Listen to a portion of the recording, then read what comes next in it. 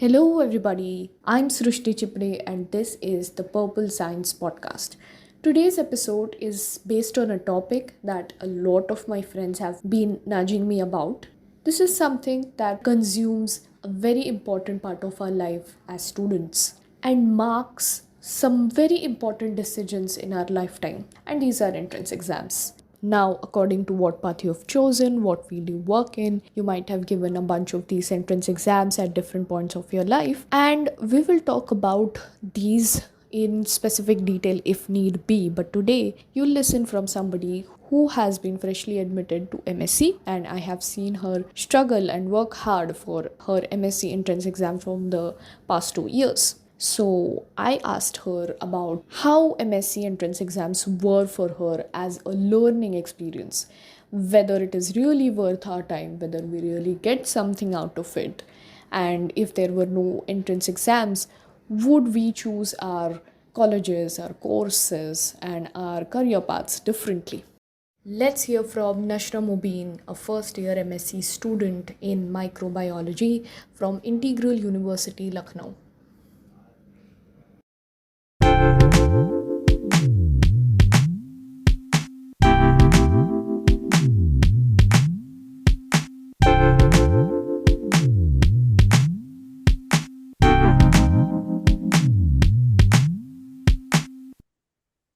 Nasha, the transition between BSc and MSc feels very smooth and obvious because that is one of the most preferred choices.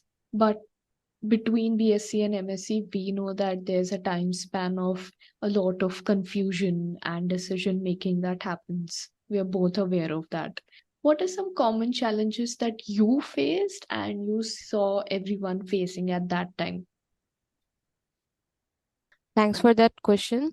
And I think it should be highlighted because from our childhood, we already have a mindset that if you choose biology, there is only just one path. Like you have to go for MBBS or in the medical line. Like nowadays, physiotherapy is a very emerging field. So if not MBBS, if not BDS, then they go for physiotherapy. But the thing is, when you choose BSc, people already declare you as you don't have any other option. It's just a choice made out of pressure because you couldn't do MBBS. That's why BSc.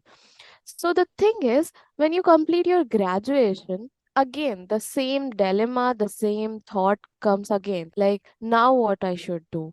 Should I go for MSc? Should I go for job? Should I leave everything and I start everything again? It is a big dilemma and it will be a big dilemma until and unless we don't understand why BSc and why should we consider this option as a particular independent option, not choosing out of pressure for not doing MBBS. So similar situation was with me as well, but not that thought. But I was considering to go for a full-time job.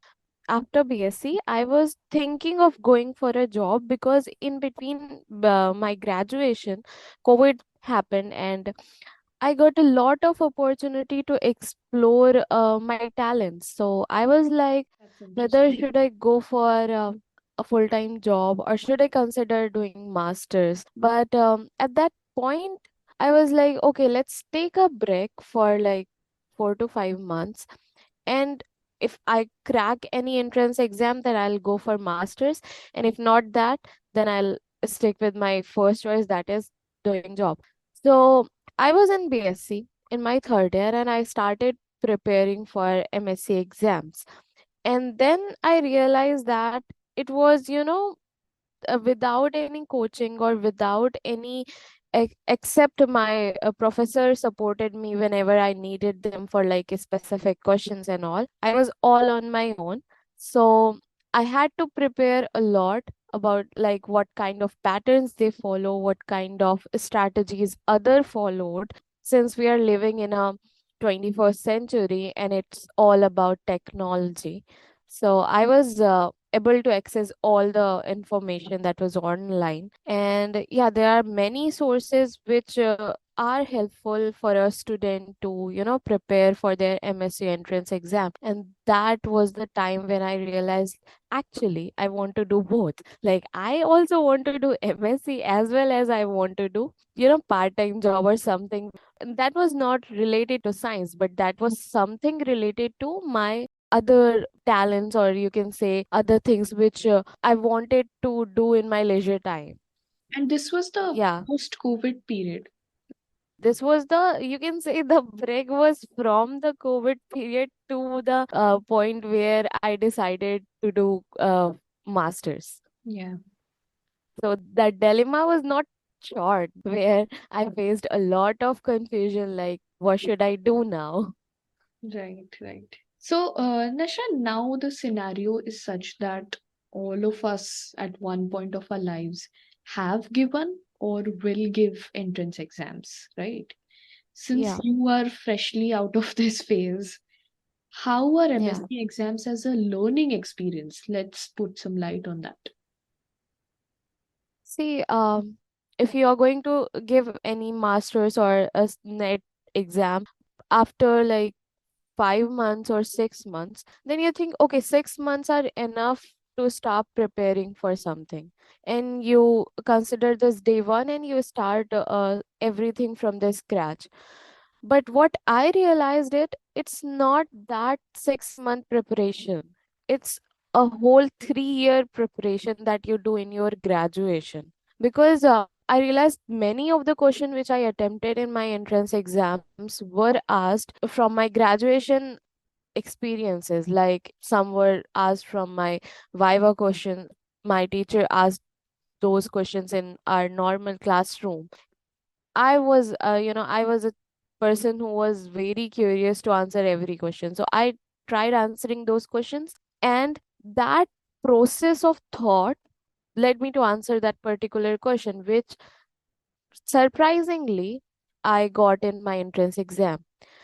So the thing is, when you do all this labor in your graduation, in your 3 years of graduation, and you have some exam coming up after 6 months, so you just brush up those topics. You do not start from day one. You brush up all those things which you learned in graduation, and all the experiences, all the exams that you gave in your graduation are going to be really helpful in your entrance exam. You just have to be cautious about what you learn, what you attempt. And our subconscious mind is so active that whenever you get any situation like, okay, this is the one, it stays in your subconscious mind.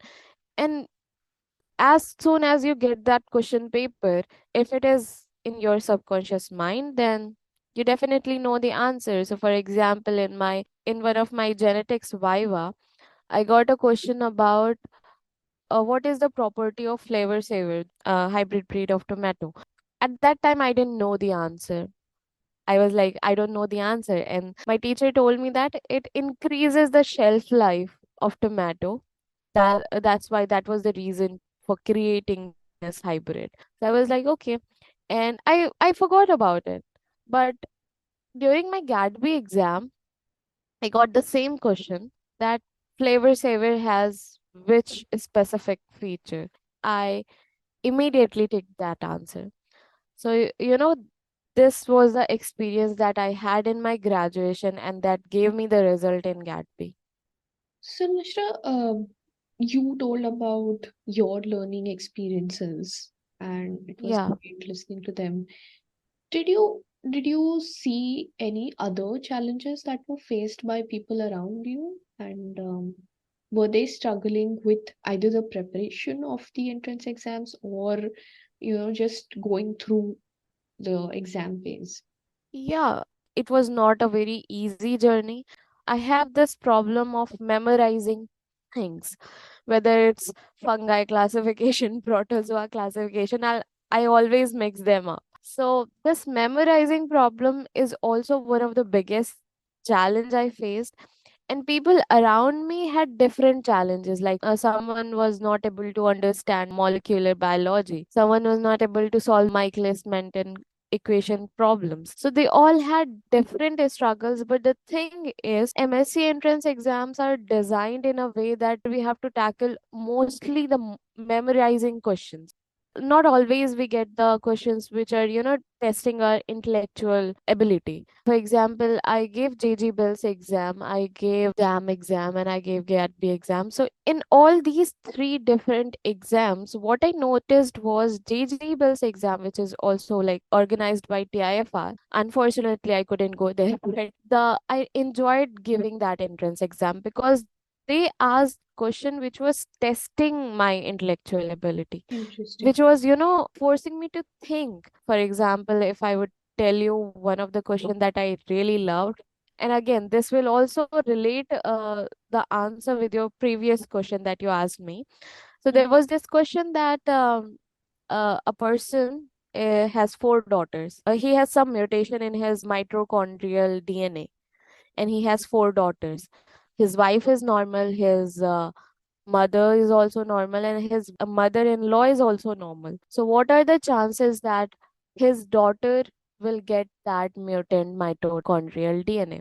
Again, in my graduation in genetics, I learned that mitochondrial DNA is passed on to the progeny from their mother. So when I was solving this question, I immediately know the answer that the daughters would be normal because father has mitochondrial DNA, mother's mitochondrial DNA is normal.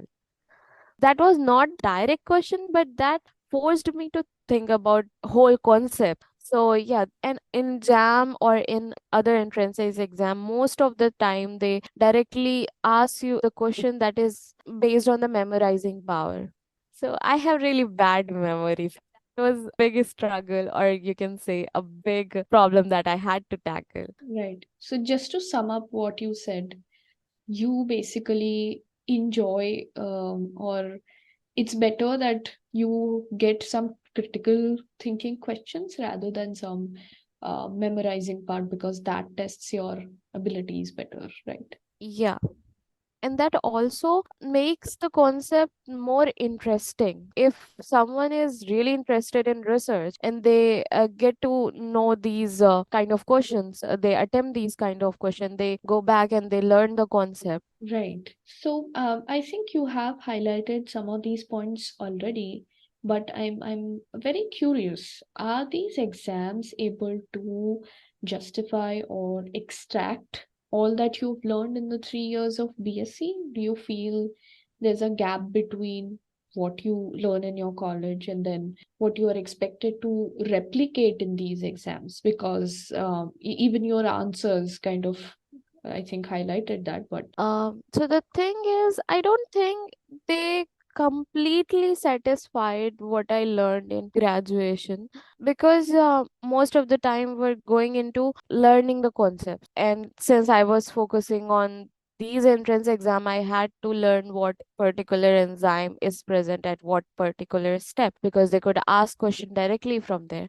So what I hated at that time was I was not able to focus most of my time on what could happen if not this step.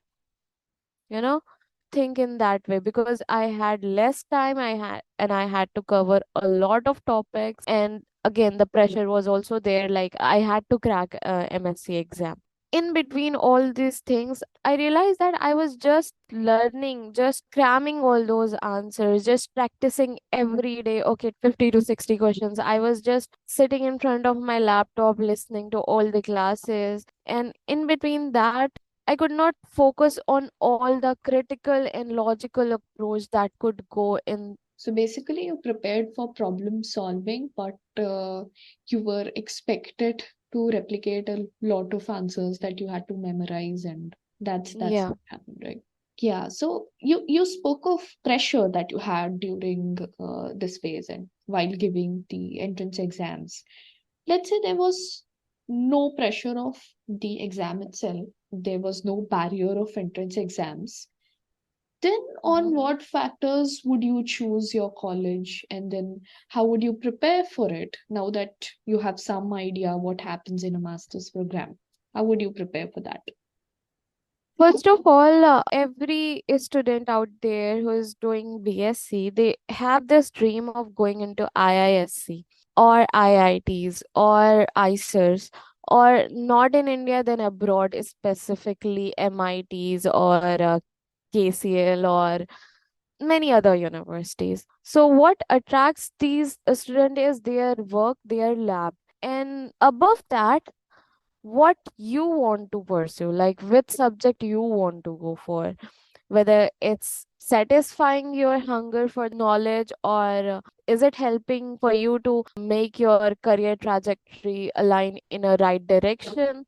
These are all the things that matters. Also, one of the most important thing is that due to these barrier of entrance exam, you could not interact with faculties out there. Again, a very hypothetical situation, but every university should conduct an online session introducing their faculties, like what are they working on and how's their lab environment if you're going for MSc or a PhD. I would tell you with a very simple example, like when you go to any shop or market, you want to buy something, then you properly research about it. Is it satisfying what I want, or would I face any loss after buying this? And this is a question for a student's future. So I think if these barriers are not there, then one should look into these following points, like what subjects they are offering, lab environment, and everything else.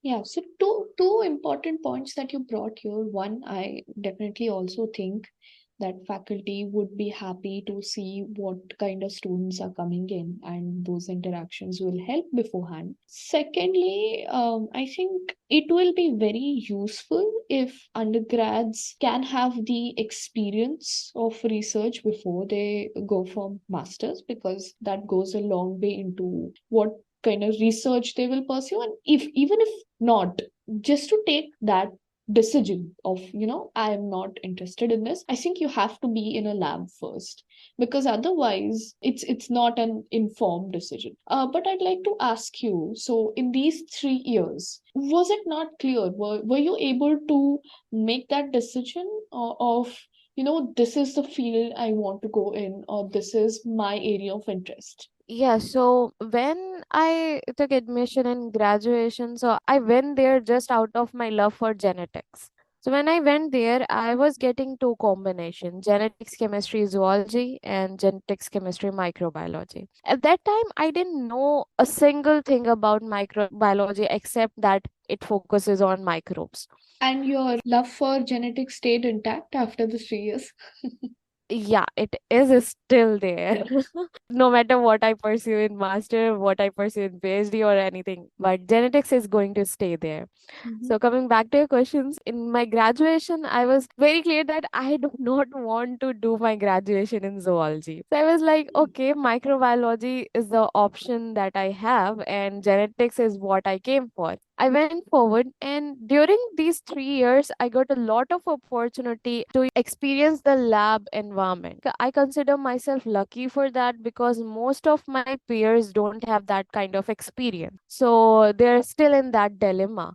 And is So it is it any different from what you're experiencing now in masters? I won't say that there is really big difference Hmm. because, for example, there were few workshops that I attended, and what they taught was not included in the so-called syllabus of undergraduation. But I got to know those concepts. So now in my masters, they are included in our syllabus. Yeah, there is not very much difference if you got a chance in your undergraduate to experience those particular experiments. But if you did not, then definitely you'll feel some difficulty to understand what they are if you have not even read about them.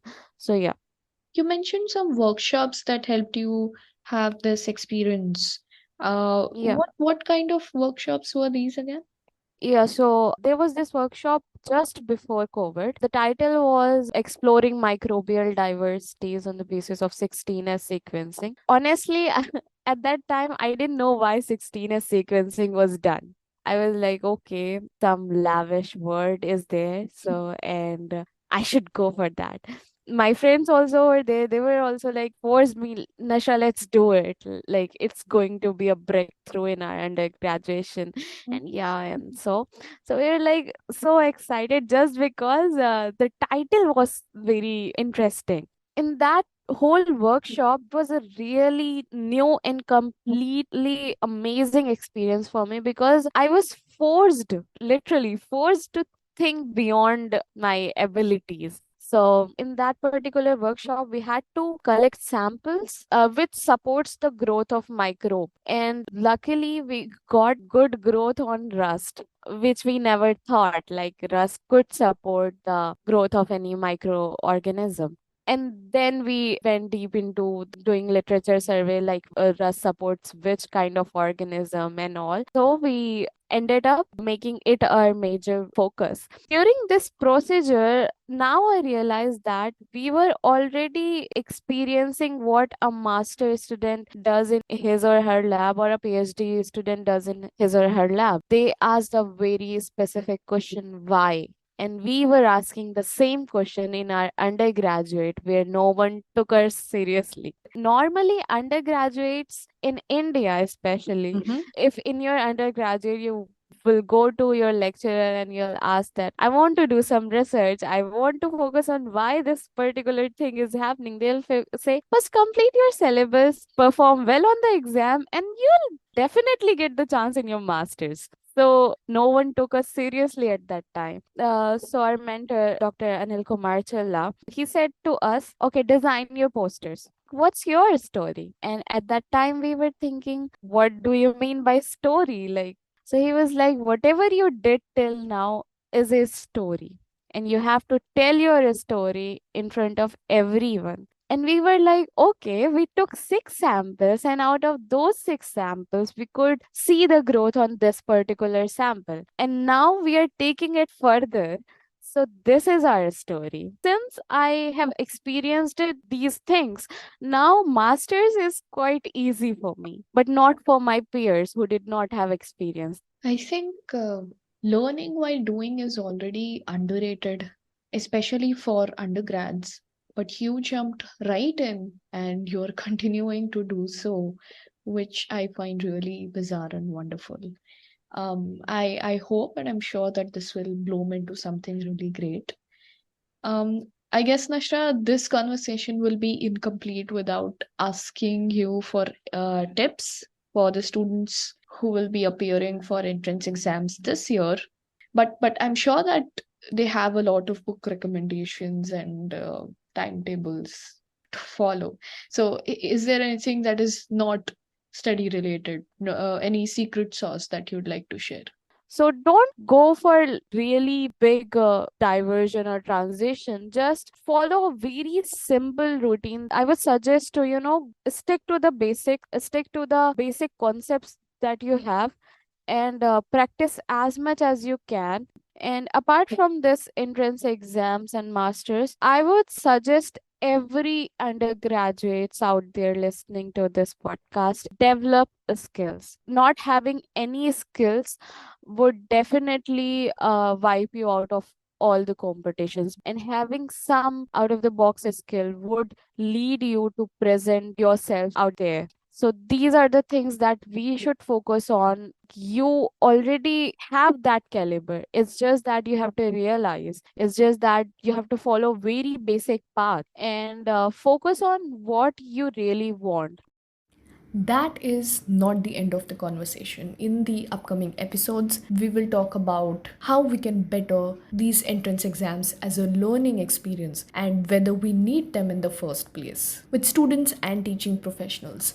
But till then, keep your suggestions coming in and let us know if you have any specific questions about this episode and if you will like us to have a discussion on a specific topic. Thanks for tuning in to the Purple Science Podcast. We share stories every Tuesday. Our inbox is always open for your feedback, and our DMs across all social media platforms linked in the description are open to your unique stories. If you know somebody who might benefit from this, do share the podcast with them and spread the joy of learning.